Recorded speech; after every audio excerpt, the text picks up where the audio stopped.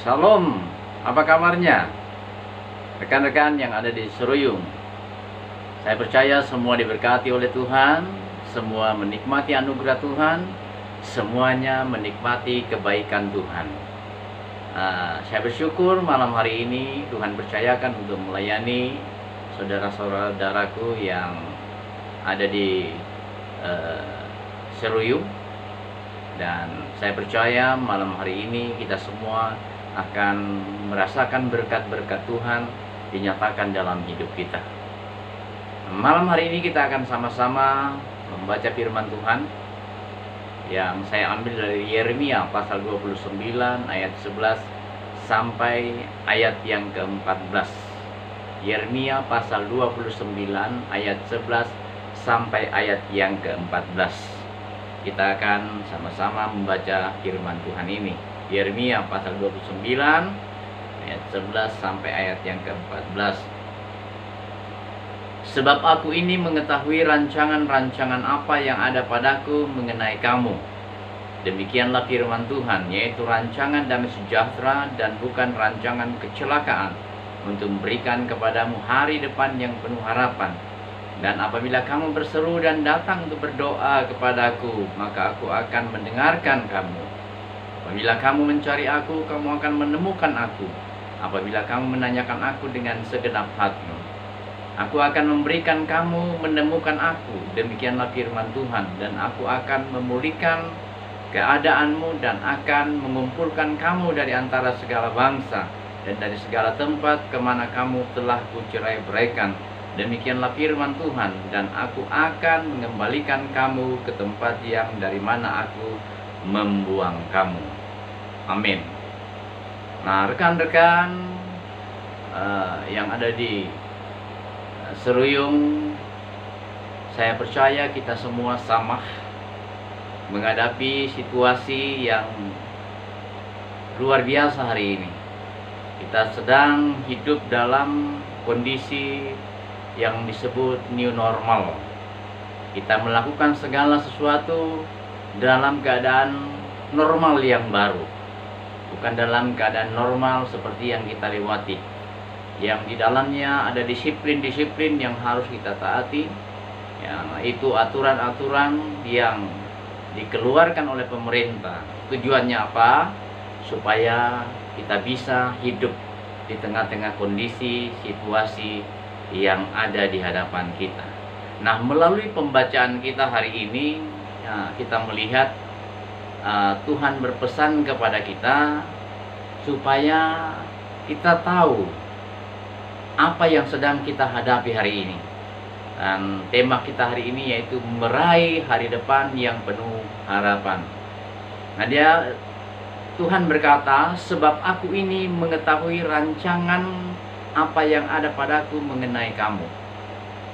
Jadi dalam situasi yang kita hadapi hari ini, firman Tuhan berkata, aku mengetahui rancangan apa yang ada padaku mengenai kamu.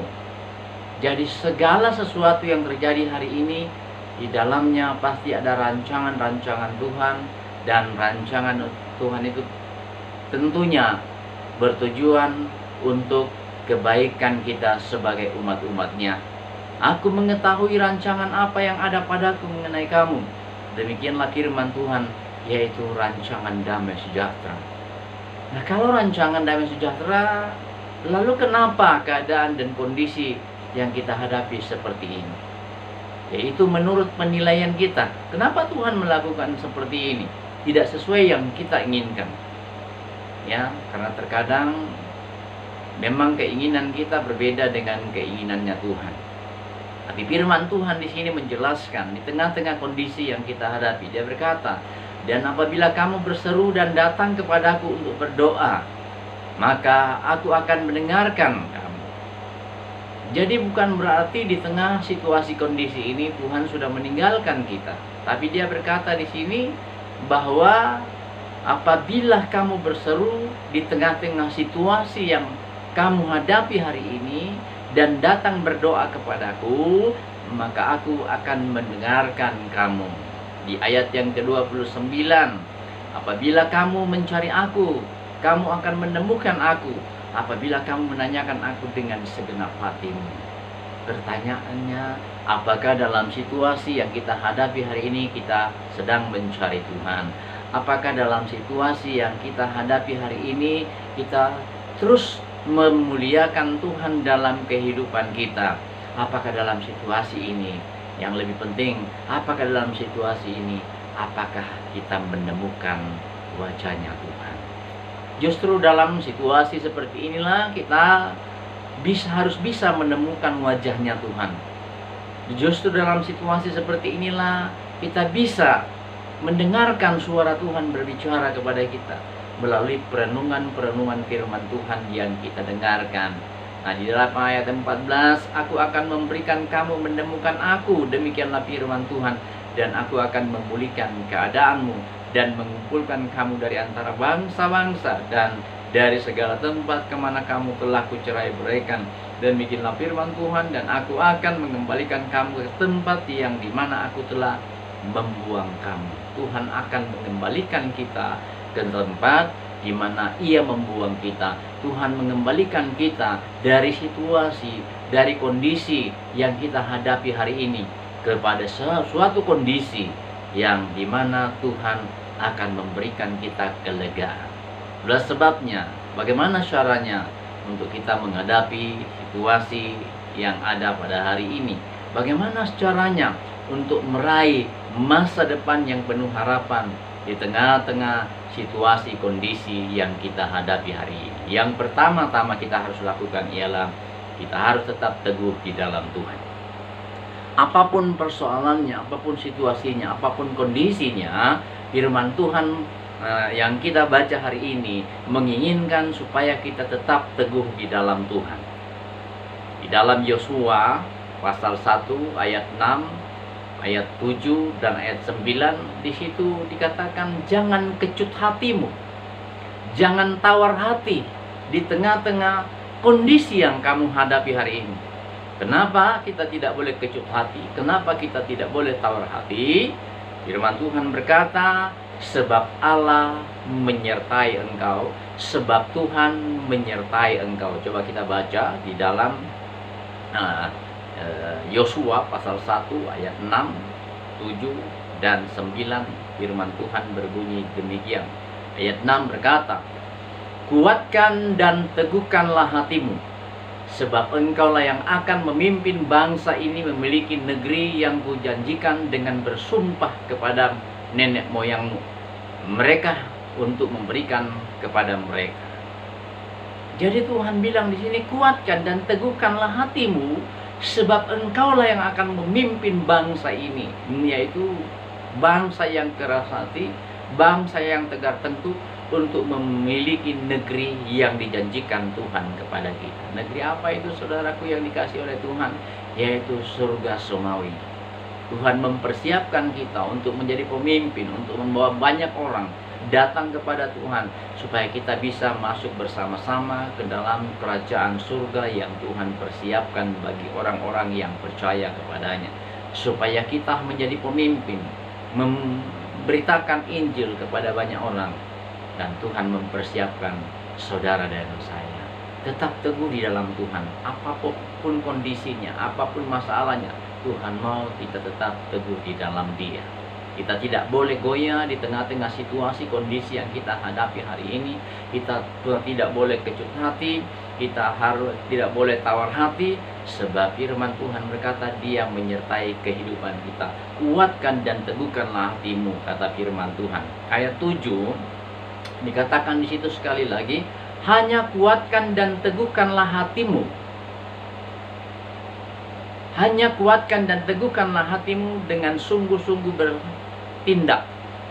Hati-hati sesuai dengan seluruh hukum yang telah diperintahkan kepadamu oleh hambaku Musa.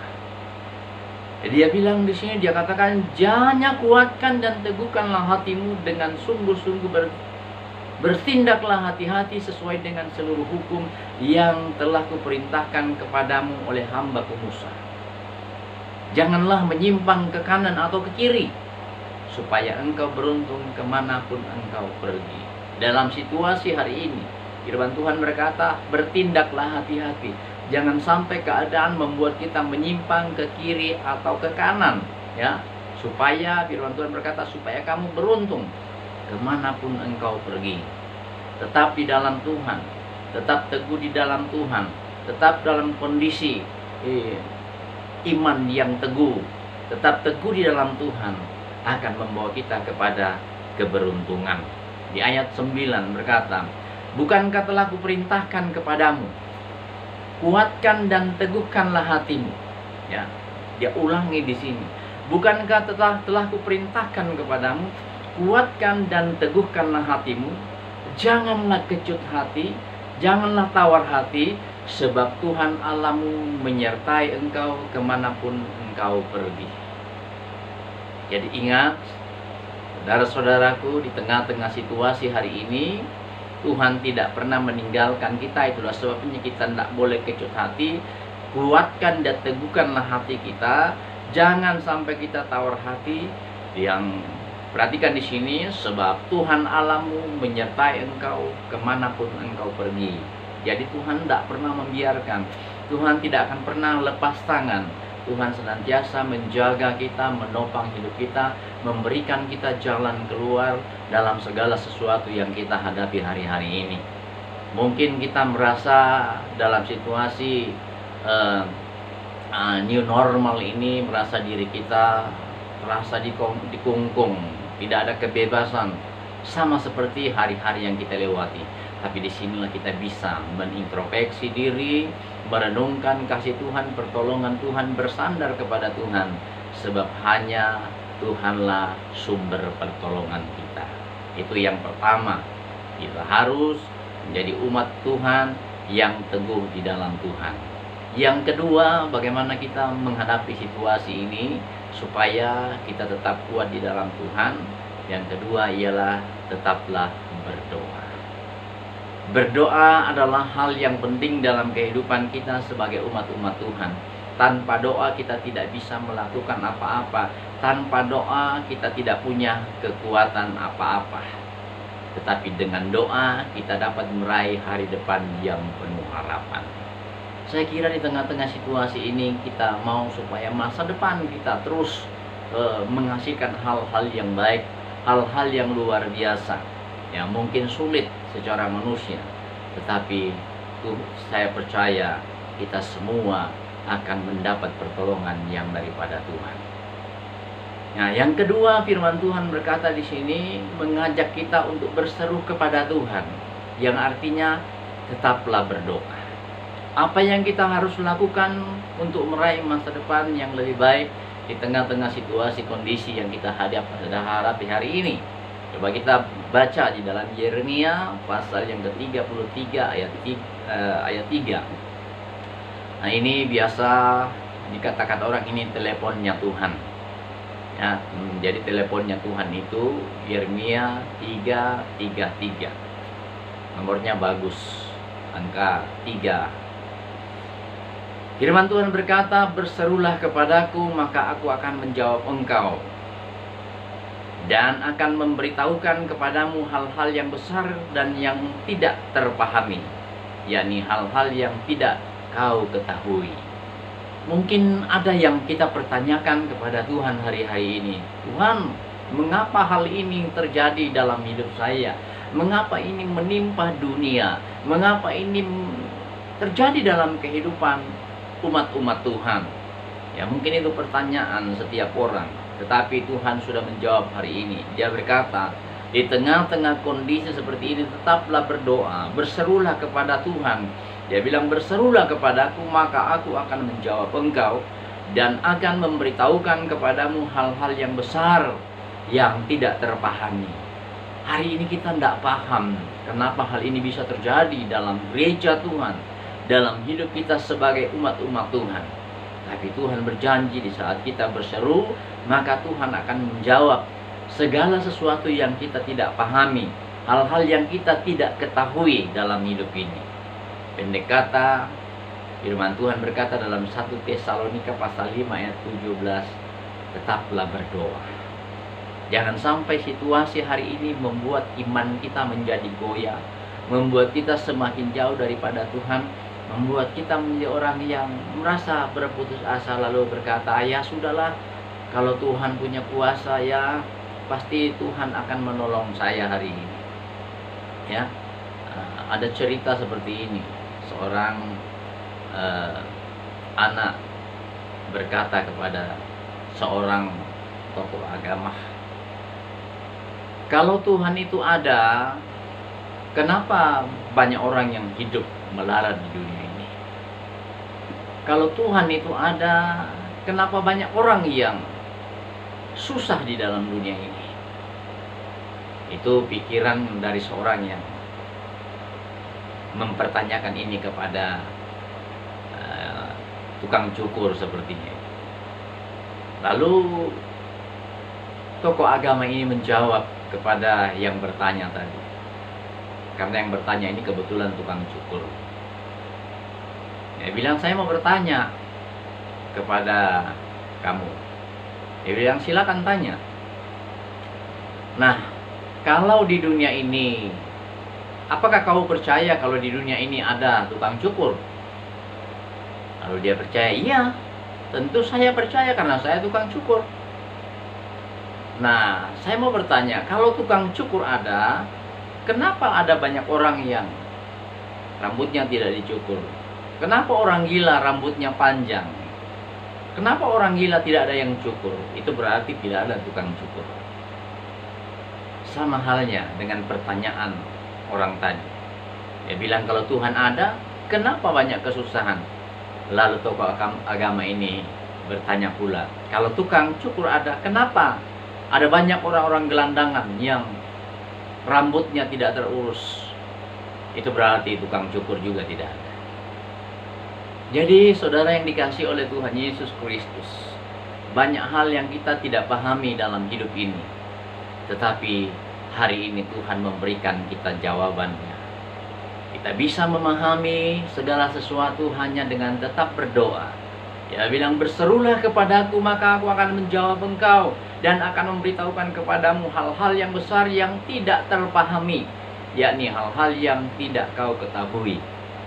Karena itu tetaplah berdoa, karena hanya dengan doa maka segala kebutuhan kita akan terjawab. Tuhan akan melakukan hal-hal yang besar yang tidak dapat kita pahami dalam hidup kita. Manusia itu terbatas, tidak akan mampu memahami Tuhan dalam hidupnya, tidak dapat memahami, menyelami segala sesuatu yang dibuat Tuhan di tengah-tengah dunia ini. Tapi sebagai anak-anak Tuhan, mari kita terus berserah kepada Tuhan. Nah, bagaimana supaya kita bisa meraih masa depan yang lebih baik dalam kondisi yang kita hidupi hari ini? Yang ketiga, saudaraku yang dikasihi oleh Tuhan, tetaplah hidup dalam kerendahan hati. Di tengah-tengah situasi hari ini, mari kita tetap hidup dalam kerendahan hati, yang artinya merendahkan diri. Karena merendahkan diri itu mengingatkan kita untuk tidak lupa diri. Justru dalam situasi yang kita hadapi hari ini, kita dapat memahami bahwa betapa lemahnya hidup kita, betapa tidak mampunya kita. Ya, kita bisa lihat selama ini negara-negara besar seperti Amerika Serikat yang punya kemampuan yang luar biasa. Ya, menurut pemikiran kita, mereka tidak akan sulit menghadapi situasi-situasi seperti ini. Tapi hari ini kita bisa membuktikan betapa Tuhan itu luar biasa, betapa Tuhan itu lebih besar dari segala yang kita pikirkan. Tidak ada yang besar di dunia ini, tapi hanya Tuhan yang besar. Sebab itu kita harus tetap hidup dalam kerendahan hati. Sehebat apapun engkau hari ini, semampu apapun engkau hari ini, engkau harus tetap hidup dalam kerendahan hati. Sebab hanya dalam kerendahan hati semua tujuan-tujuanmu akan terlaksana. Dikatakan di dalam, kita baca dalam Ulangan pasal yang ke-8 ayat 17 dan 18, firman Tuhan berkata demikian. Maka janganlah kau katakan dalam hatimu, kekuasaanku dan kekuatan tanganku lah yang membuat aku memperoleh kekayaan ini. Tetapi haruslah engkau ingat kepada Tuhan Allahmu, sebab dialah yang memberikan kepadamu kekuatan untuk memperoleh kekayaan, dengan maksud meneguhkan perjanjian yang diikrarkannya dengan sumpah kepada nenek moyangmu seperti sekarang ini. Apapun yang engkau miliki hari ini, apapun kemampuanmu hari ini, itu semua bisa terjadi hanya karena Tuhan. Sebagaimana yang saya katakan tadi, orang-orang yang kaya tidak pernah memikirkan bahwa hal apa yang kita hadapi sekarang ini akan terjadi dalam hidupnya. Banyak orang yang bankrupt hari ini. Banyak usaha-usaha yang ditutup hari ini. Bahkan artis-artis yang selama ini ya hidup dalam kemewahan, mereka harus hidup dalam serba kekurangan. Banyak orang-orang kaya yang sedang hancur hari ini.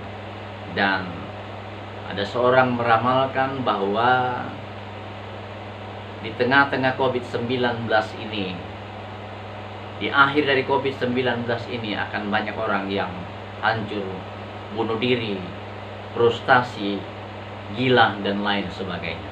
Jangan sampai itu kita. Sebab kita adalah umat-umat Tuhan yang senantiasa menikmati anugerahnya Tuhan dalam hidup kita, senantiasa menikmati pertolongan Tuhan dalam kehidupan kita.